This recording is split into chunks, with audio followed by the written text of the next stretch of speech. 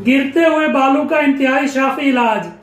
बाल गिर रहे हैं, मुख्तलिफ किस्म के शैम्पू और तेल इस्तेमाल कर लिए हैं लेकिन बाल गिरना नहीं रुके, तो ऐसा नुस्खा जिसके इस्तेमाल से इंशाअल्लाह ताला मुकम्मल तौर पे बाल गिरना रुक जाएंगे।